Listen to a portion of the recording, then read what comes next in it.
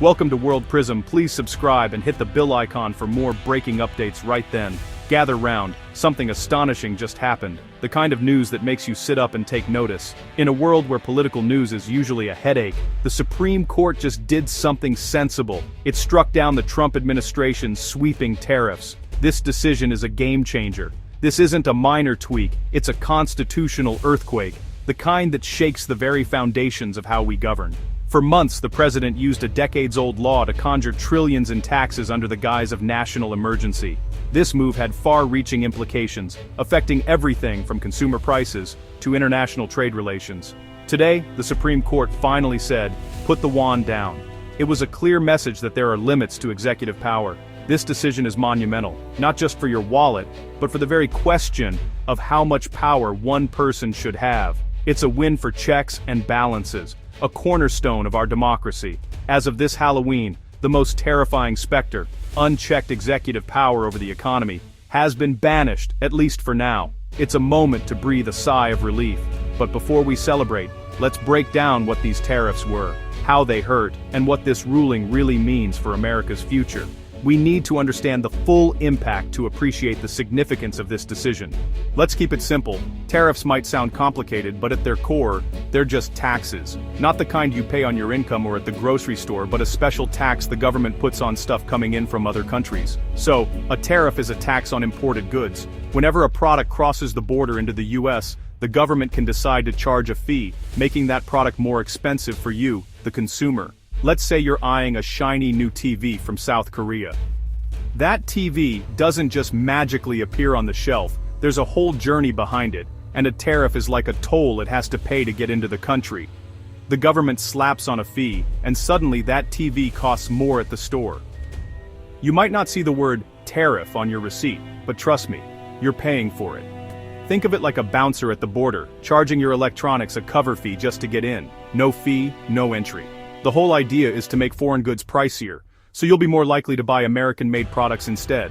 It's a way to protect local businesses and jobs, or at least that's the theory. Sounds good in theory. Like running a lemonade stand where you charge outsiders extra to buy your drinks. But the world isn't that simple. If the best lemons come from Mexico, tariffs just make your lemonade more expensive, not better. And if you rely on those lemons, you're stuck paying more, or settling for less.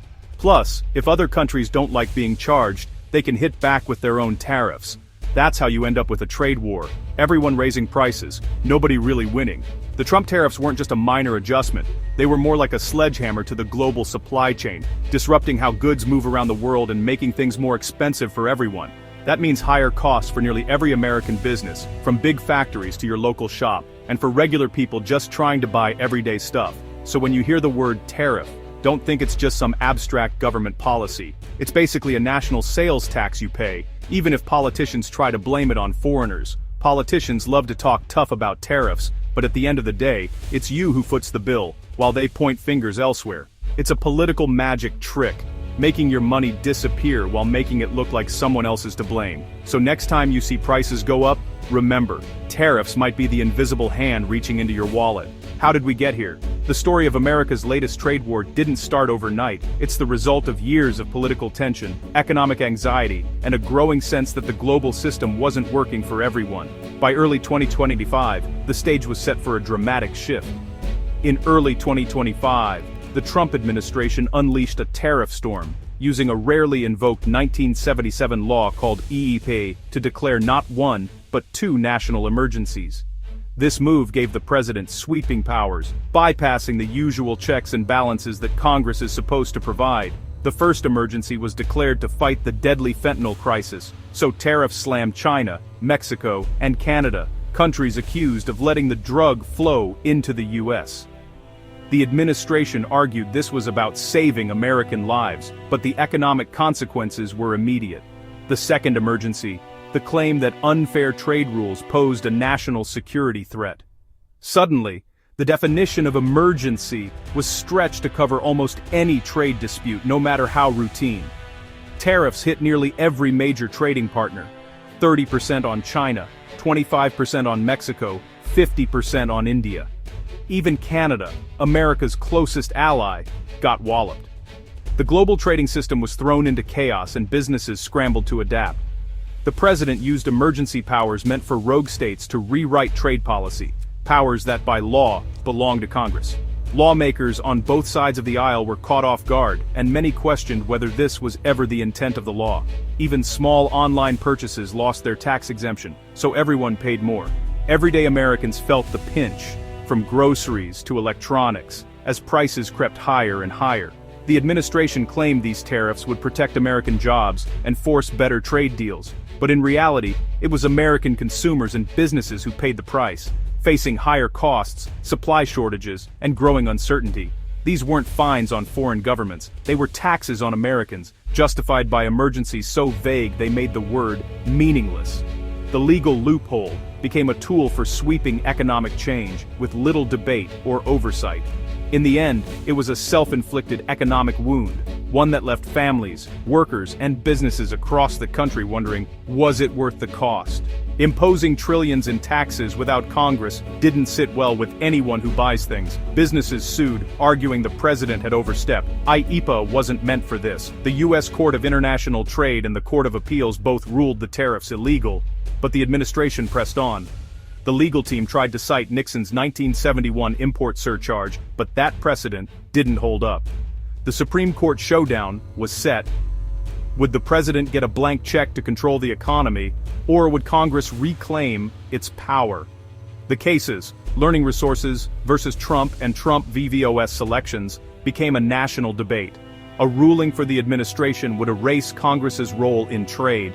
A ruling against would check executive overreach. The nation held its breath. While lawyers argued, Americans paid the price. The tariffs cost the average household over $1,600 a year, money gone from groceries, rent, or holidays. By August 2025, $88 billion had been collected from importers, passed on to consumers as higher prices. Retail prices for affected goods jumped nearly 5%.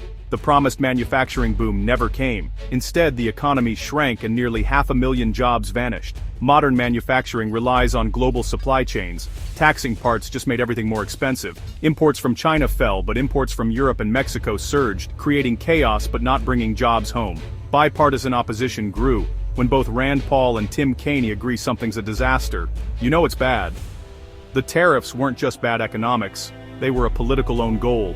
Today, October 31, 2025, the Supreme Court ruled the president can't use IEEPA to impose broad tariffs. The majority opinion was clear: trade imbalances aren't emergencies, and the president can't bypass Congress to tax the nation. This is a direct check on years of executive overreach. The decision vaporizes $2.3 trillion in projected tax revenue, but it's a win for taxpayers. Tariffs on dozens of countries are invalidated, giving businesses much-needed certainty. The court dismantled the flimsy legal justification, rejecting the Nixon precedent and reaffirming Congress's power over trade. This isn't just about tariffs, it's about the rule of law and the limits of presidential power. Even the president must operate within the Constitution. So, what now? The tariffs are gone and families avoid a massive tax hike. Businesses can start untangling supply chains and prices should stabilize. It's a relief, but not the end.